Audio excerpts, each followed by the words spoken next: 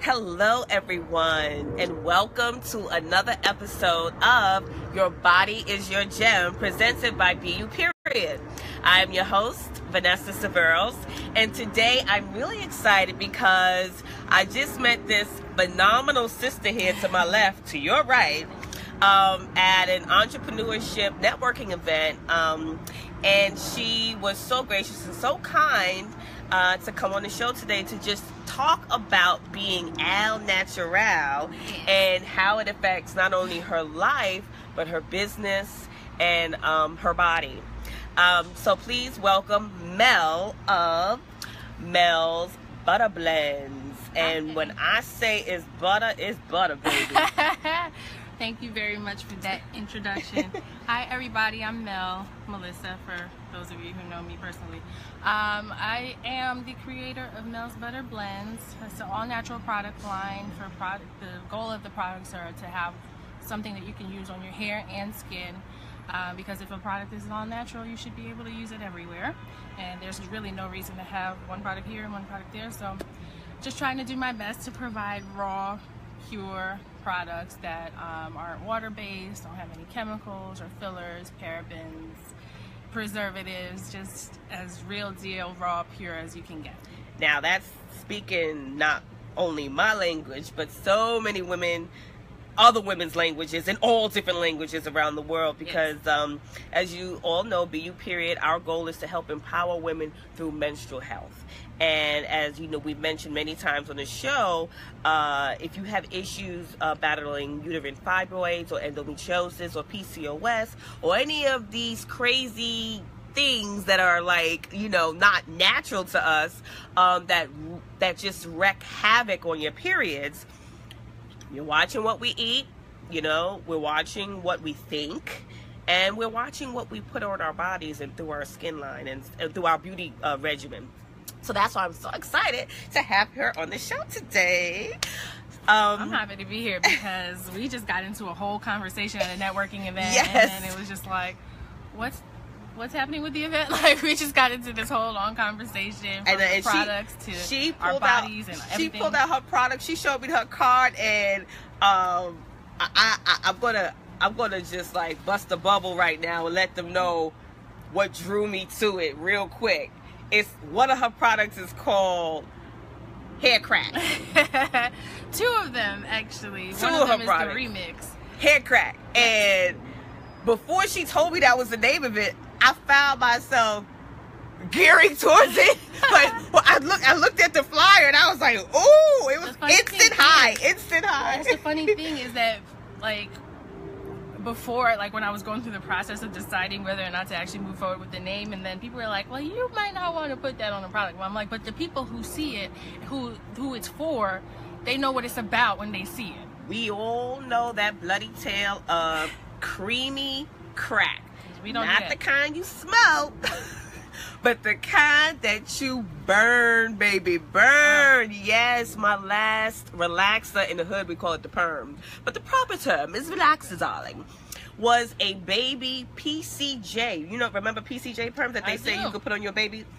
Well, I was a baby when I got a perm. 6 years old. Oh, okay, so see, now we got to bring this around. Hold on. Wait. I got stories. Okay, we're gonna go to when you was 6, and we're gonna go to when I was 26. Okay. Now, yeah. 24. Sorry, 23. I was 23, and I was performing at the National Black Theater of Harlem, and for years, from the age of 15, I went and got a relaxer in my head, and my mom yelled at me, and I think I shared the story before. She was like, name every chemical that's in that perm. Name it right now. I was like, I don't know. I just know it's white. I don't know. Right. And she was like, I told you not to put that stuff in your hair. I told you. Don't do it. And I was like, whatever. She didn't understand me. I was a teenager. She didn't know my plight. But literally, I had multiple burns, multiple scalp lesions. My right side of my hair to this day is still thinner than my left side because of horrible scabs. And I was getting on that stage one night at the National Black Theater of Harlem. And right before I got on stage, I had the baby perm by PCJ. and something was different. The reason I got it was because it said it had no lye, so I'm thinking it's not going to burn, but something was different. And at that point I knew it was a lie, okay? I got on stage, couldn't remember my lines for the show I was doing. Tears started to come. Baby, it was an Oscar moment. I would just tell you that right now, but it had nothing to do with my acting. It had everything. My scalp was still on fire after they used the neutralizer. After, you know, I don't know if you remember that show with Martin and Gina was giving Myra a relaxer and forgot to put the neutralizer in, but they even put the neutralizer in my head, everything, and I cried, and everybody said, Ayana, that's my middle name, Ayana, what are you doing? Why are you putting this in your hair? You don't need it. Look at the result it's producing. And I sat there for the first time. I was like, they are so right. Look, I'm a mess. I'm sitting here. I don't even remember my lines. They all had naturals at this time. But that was when they were doing the big chop. They was just sitting in front of the mirror going, chop. Yeah. And from that day, I'll never forget, it was April. And I had never went back. I had never. But you, okay, so you now need to tell me about 6 years old. That's so different because I feel like I didn't have an experience of people telling me not to perm my hair at all. So that's completely different. Yes, 6 years old. At that point, I was growing up in Montreal, Canada, where there are very few brown people. I mean, there are more now. And however, I used to be maybe one of a handful of brown children in the classroom. So then it became an issue of me going to school in dookie braids. Because my Haitian mama only wanted to do 3 big ass braids in my hair. 1, 2, 3. And or leaving my older sister to do my hair, which would usually be some kind of a pigtail situation. I've hidden in lockers. Because I was like, she's not going out. Like, my hair looks crazy. Yeah. I'm not coming out. Well, this is the reason why I went and snuck my relaxer. Oh, okay. So then at this point, I was like, listen, I need to be able to do my own hair. Its current status is too thick and too unmanageable for me at 6 years old. So I told my mom, I need a perm. She gave me one. At 6? At 6 years old. You can't drive. You don't pay taxes. You couldn't but even name all the presidents at the time that you were paying. And I'm like, okay, now I can do my own hair. I can do whatever I need to do. And I felt... What kind of perm was it? I felt pretty. Relaxer was it? Who was it? You remember? Even remember? Just for me. Oh, just for me. I do remember. That's the PCJ, right? I think PCJ was the first one, maybe, and then Just For Me came out later, and I was like, oh, this box is popping, so maybe this perm is popping. So from the ages of 6 to 26, I had 20 years. Yeah. So I absolutely have no idea how to take care of it, what to do, how to manage it, none of that. So because I hadn't seen my hair in 20 years, like, it was just fried, flat, lifeless hair. I thought it was cute because I could wrap it around in my doobie. I was the doobie queen, honey. For those of you who don't know what a doobie is, although we're here in Brooklyn, the bigger state of the smaller state of the bigger New York, you go uptown, Dominican land, Washington Heights, or wherever you can find you some Dominicans. Shout out, for $10 to $15. You get yourself a doobie. A doobie. But guess what? My mom's a beautician. Oh, so you good money. She had an in-house doobie. We had to sit down underneath the dryer, the roller. So you didn't have to pay. You didn't have to go nowhere. And what makes it a doobie is you wrap, once the curls are out and fluffy, they blow dry the heck out of it, or they put you the big curls, wrap it around your head, you get the bobby pins, and you put them all, even dudes in Harlem was rocking doobies at one point. But, yeah. I was like, no, but I'm just saying that's how big of a phenomenon it is. But your perm had to be on point. And it was excellent. Perm. So anywho, yeah, so post-perm life was a struggle. I didn't do no big chop. My head is too big, okay? You got such luscious cranium all day back here. So we were not going to do nobody's big chop. I grew my hair out. I did weaves and braids for the first few months, and really my main style was kinky twist. Once I did that, I was like, oh, this is cute. It usually looks pretty good on most people, depending on like the thickness or whatever. So that's a good go-to grow it out protective style. So I would leave them in for a month or so, take them out, leave my hair out for maybe 2 weeks, try to pray to figure out something to do with it, and until I grew it out to like a decent length where I was like, all right, I could wear my little fro and like be fine, or attempt other styles. So it was a process, and throughout that process I tried pretty much all the products on the market. I did curl box and got my samples every month, like my little gift box. And then I would have like a big bottle or something. I'm like, yeah, I'm gonna try this. And then I tried it and I'm like, boo. Like, that's the thing. You don't know. We've got like 800 different hair textures from us being mixed up, you know, the past 400 years. I personally have like 5 to 6 different textures in my hair alone. Edges, front, back, middle, front, back. Like, it's just, seriously, it's just a lot. It's just a lot going on. So yeah, I tried all these different products, and some of them would work maybe for a few hours or a half a day, like, oh, okay, maybe this twist out is cute, and then later on in the day it's like, oh yeah, we need a refresher, and then you in the bathroom trying to mist some water onto it and breathe some life into it. So I went from trying all of those products, which were water-based, chemical-laced crap, to like, okay, let me go to the opposite side and try using like raw ingredients and raw butters and stuff. So I did using the raw shea butter and all of that, but shea butter is not thick. So all this situation, churning, before you get to apply it, liquid fire. She ain't had time for that. In the summertime, it's a little bit better, but in the winter, we ain't churning butter every time, every morning. I'm not. And then, actually, it started to clog my pores on my skin. So I started to get like little dry, like patches of rashes or stuff on my skin. So I was like, we're not doing that. But my hair really likes shea butter. So I was like, okay, there's some good and some, you know, bad to everything. Out that has to, you know what I'm saying? So you got to figure out what it works for. And then I started using raw mango butter, which again is another block churning situation. And then I just got to mixing stuff and buying different oils and trying out that, doing research on what helps hair grow and different ingredients that I could use. Was it just you, or were you tested with other people as well? Okay. Just me. Being ridiculous and curious and just trying out different stuff, spending a whole bunch more money.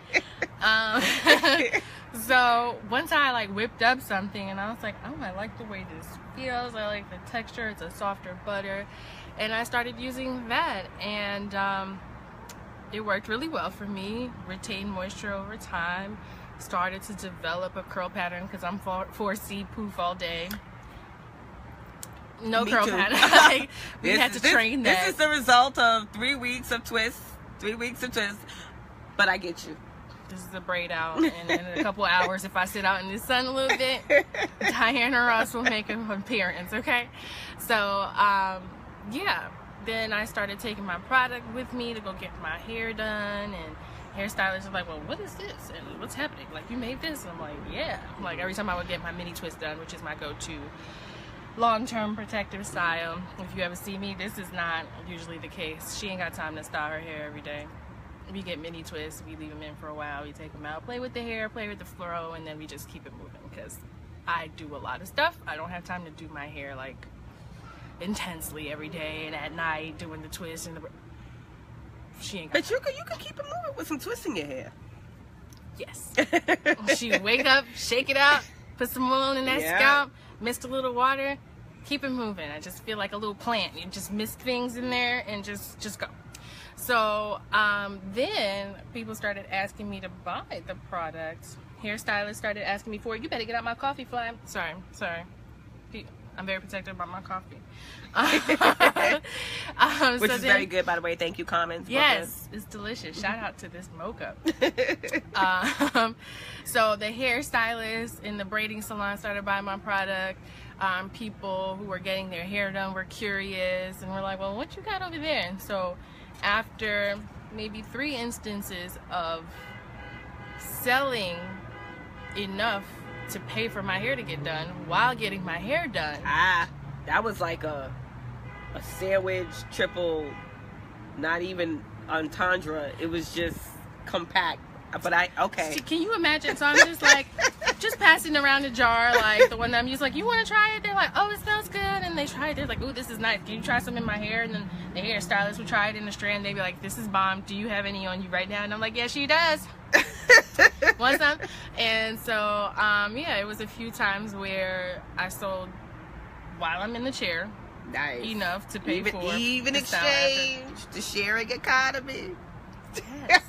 I love it. So that's how my business started. I did not intend on making stuff for other people, and then my friends are hitting me up like, yo, where the hair crack at? My jar is finished.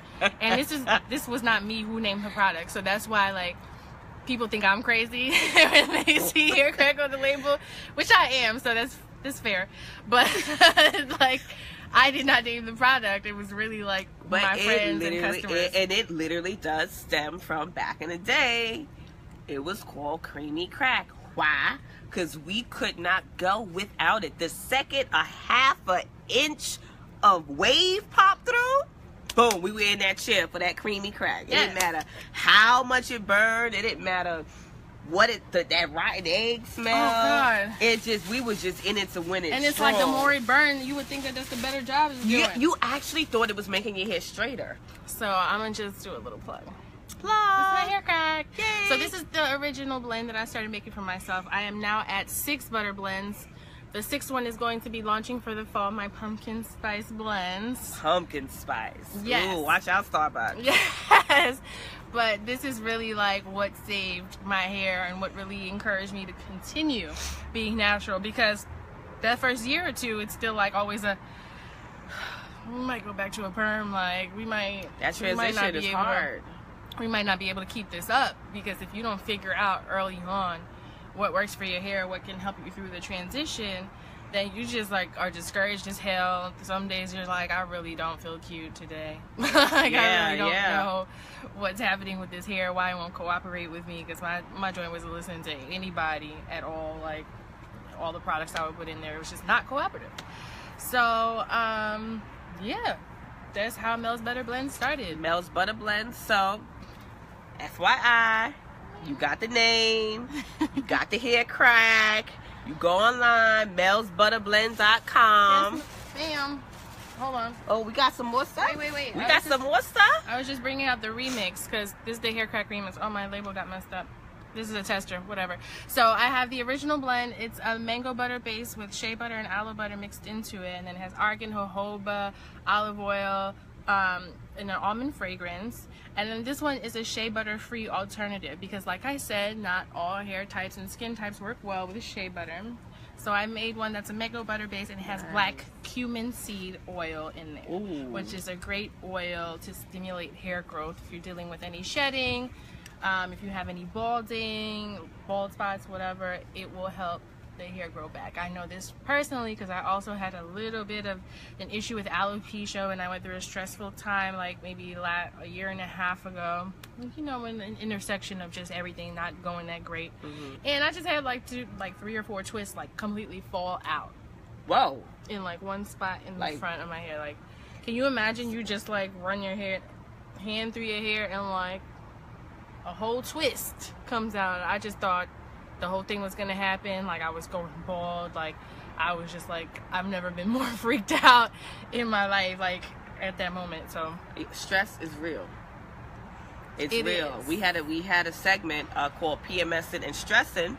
So if you go to BUperiod.com and hit up our blog, you'll see that episode, and we have Professor Alfonso Severos talk about the effects of stress and how it manifests. It's a physical manifestation within your body. Absolutely. And so now it affects everything. Yeah, every single last thing. So you put that on, and it helps stimulate and okay. So absolutely. What happens is now we transition from the external to the internal. And when we mentioned earlier, you know, it's not just what you eat. You know, it's not just, you know, your what you put on your skin, but internally you are affecting your hormones, and your hormones then affect everything else, this whole highway, freeways, and byway system that we got going on. Which brings me to my next question. What's that? of how you continue to take care of your body, which is your gem, when it comes to our periods, our time of the month. And the mindset now that you have, being al natural and having a more holistic approach, would you like to share with us what that means to you? Listen, there are certain things I love about being a woman. A period is not one of them. Even having the organs that create the shit, I'm not for it. Like, just take them. I don't want them anymore. Because for me, it has been a lifelong struggle, issue, problem with my freaking reproductive system. The whole system. All of it. I mean, I don't know if it's all of it, but some parts of it are ridiculous and causing all kind of issues. Yeah. So, first time I got my period, I was wearing white pants. Uh-oh. That's not a good... That's a good start, right? No, that's just... The first time I think I wore white pants in my freaking life is when I got my first period at 12 years old. You were 12. Yeah. And then, around 14 or so, this is gross. Prepare yourself. I would menstruate for half the month. I would have a period for 2 weeks straight. That was like heavy. Not no joke period. It was heavy. So basically, I just didn't know how I was still alive after bleeding that much for 2 weeks straight. So after that being an issue for a few months, I went to the gynecologist. And at that point... At 14. Okay. So you shared with your mom. My mom was fully aware. Okay. We went to the gynecologist, checked out, no abnormal nothings to be concerned about. So really the only response and way to deal with it that these doctors could recommend was to be on birth control. Right. To be 14 and birth control, I wasn't getting it in at that point. So I was like, I don't really want to be on birth control, but I don't want to bleed for half a month either. Right. So I didn't really have a choice. So I had to start birth control pretty early just to regulate my period. And then after, you know, maybe a few, for years I was on birth control, and then, you know, your insurance lapses or some stuff like that and you can't get it. So then it got to a point where I don't get a period unless I'm on birth control. Okay. And that is known because the issue that they found was... Well, maybe a couple of years ago, or 2 years ago, I think I was diagnosed with PCOS. That was because I was again with stress. I was going through a stressful relationship that was causing me physical stress, and I didn't know that it was actually the relationship causing the physical stress, and I thought it was like everything else. So in the process of getting checked out for, you know, any kind of issues, I had like an ultrasound or an internal sonogram, and they found cysts in my ovaries. So, yes, that's my story. So now, from the first onset of menstruation to you being diagnosed with PCOS, which is polycystic ovarian syndrome, ovary syndrome, you were on birth control most of your life. Wow. And it's amazing to me, again, I'm not... And had most of my life. And had, well, yeah. They say, I mean, there's a lot of studies that are now linking the chemicals in hair relaxers to fibroids, which I don't have, but my people in my family do. So, which brings me to talk about the one latest article that has come out, a study done at Boston University where they can now confirm. You know, for years it's been suspicion, it's been, all right, we think. They have confirmed, even after Chris Rock's Good Hair movie. That's what got me to stop wearing my hair. Where you saw the Coke can being dipped in hydraulic acid. You know, the lie. That was my moment. I was like, half of the can. You would think then that we kind of would all get it and that companies would just stop. Well, it was just confirmed. People still smoke cigarettes? Well, true.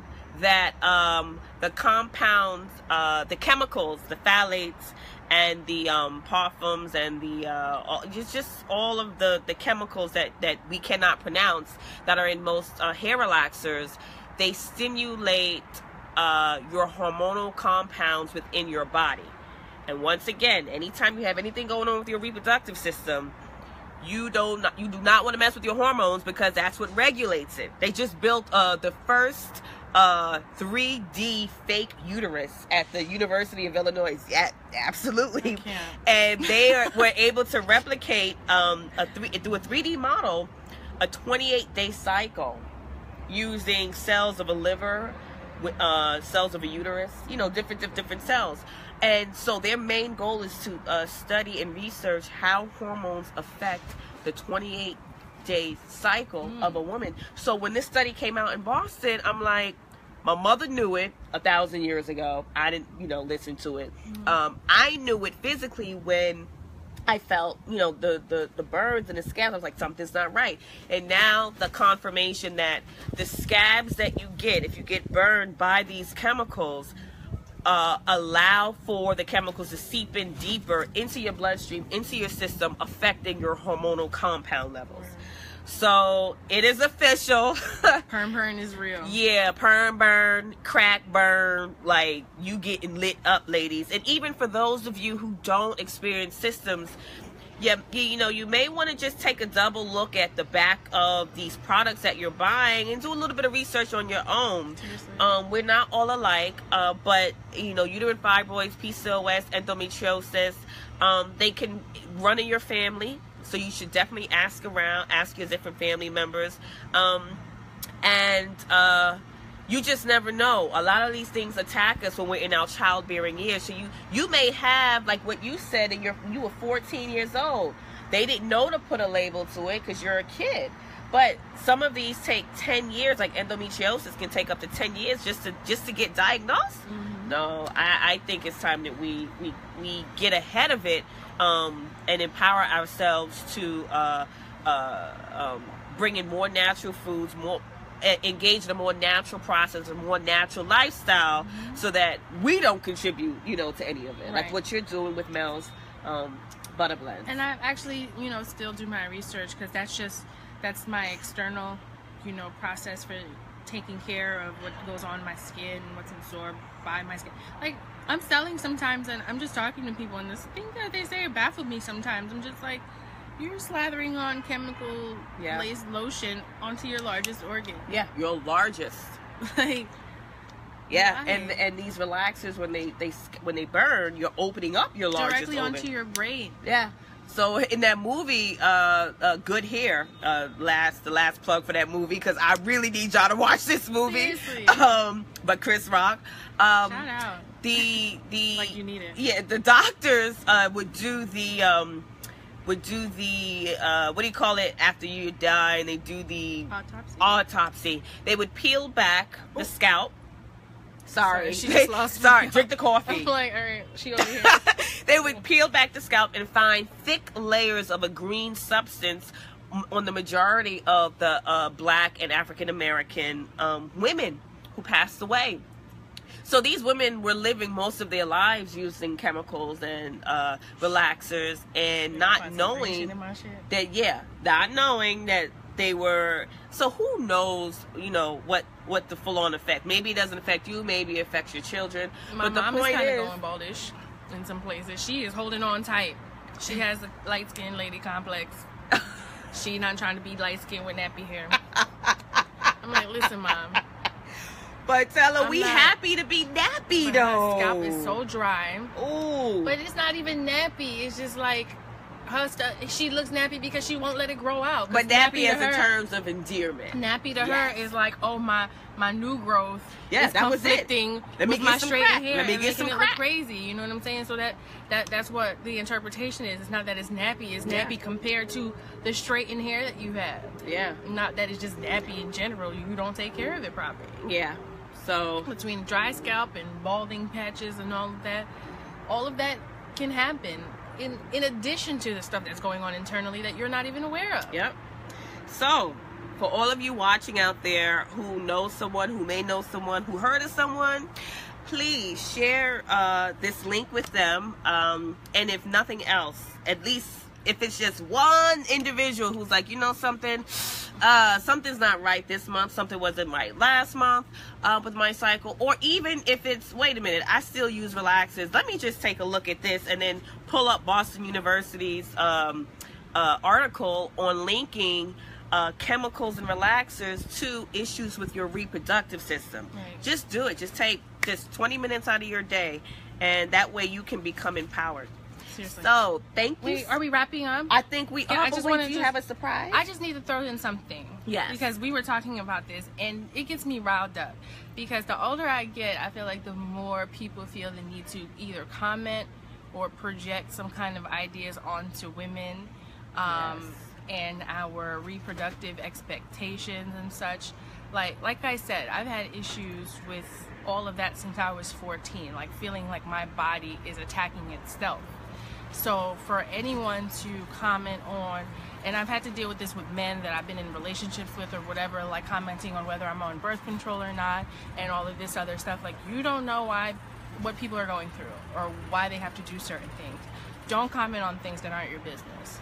Like, don't tell anybody what they need to do, or, oh, that stuff's bad for you, so you need to get off of it. Yeah, well, having a period for half the month is pretty damn bad too, and until you can offer me an actual alternative to that, then don't speak on it. I've been doing my research on herbs and teas and serums and potions and different things like that, so, and it's an ongoing process because new things are being released every day, new information is coming to light every day. So while that is a process to evaluate natural alternatives and all of that, you can't comment or speak on what somebody has to do to get through every day, because every woman's period is different. I know people who get sick, like nauseous and vomit, just from cramps and the pain that they experience. My personal experience is monthly. I don't know what's going to happen. I didn't have cramps and stuff like that when I was a teenager. After I started birth control, I started getting cramps and stuff like that. And sometimes it's more intense than others. Sometimes you can barely sit up at work. You know, like, you don't know what people experience, so don't speak on it. Mind your business. Yes. Please. That's two things. It's a process, and two, my body, my business. Period. Done. That was my... Thank you. My rant. Thank you. Ran away. Coffee. Yes. Hello. All right. We need to hashtag that rant. What's the name of that hashtag? Hashtag mind your damn business. Okay. Hashtag MYDB, baby. Sorry. But thank you so much for joining. I appreciate it. Thanks for having me. Yes, and so we are ending another episode of Your Body is Your Gem. Please, again, make sure you log into Mel's Butter Blends.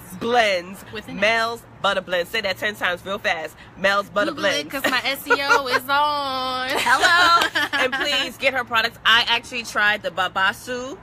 A little bit on it today to unravel my twisty twist, and I've been using it on my face. Yes, on my face, and it's been nice. It's the green label one. Like, nice. How often can you put something on you and just go, it's mainly aloe juice and babasu oil. Yes, I like it. I like it. It's very light. Yes. The lightest one for the face, so enjoy. So please go explore, support, purchase, and remember that your body is your gem. Shout out to all of those who are fortunate and unfortunate, with Harvey, with Irma, in Sierra Leone, in Mumbai, in Nigeria, yes, Nigeria, Mexico. In Mexico, in California. Shout out to my people in Anguilla and St. Martin. Yes, get home Love safely. y'all. Our prayers are with you. Haiti. And Haiti. The Caribbean, everybody, the world. The world these are the times, man, when you see stuff so close together happening, so concrete. It's time for active listening. Enjoy every day. Peace out.